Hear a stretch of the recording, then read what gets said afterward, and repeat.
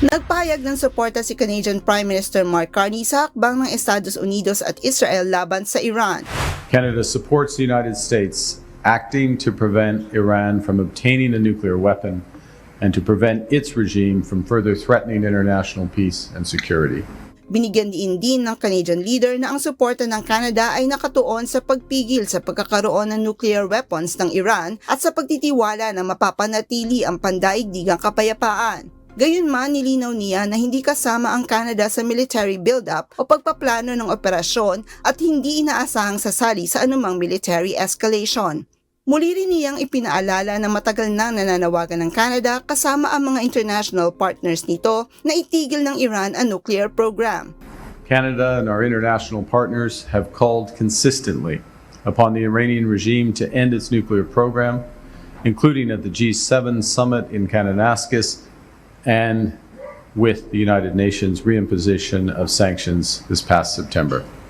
Bukod sa panawagan, nagsagawa rin ng mga konkretong hakbang ang Canada laban sa Iran, kabilang ang pagpapataw ng mga parusa at pagturing sa ilang grupo bilang mga teroristang organisasyon.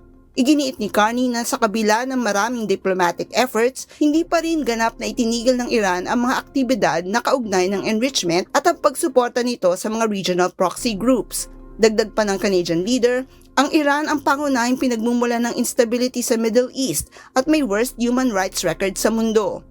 Canada's position on the developments in the Middle East remains clear. The Islamic Republic of Iran is the principal source of instability and terror throughout the Middle East.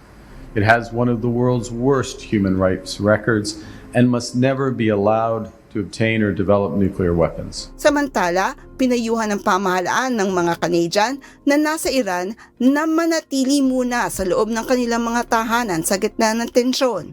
Pinayuhan din ng mga nasa Israel, Palestine at Lebanon na isaalang-alang ang pag-alis habang mayroon pang mga commercial travel options dahil limitado ang matutulong ng Canada lalo na sa mga lugar na wala itong diplomatic presence.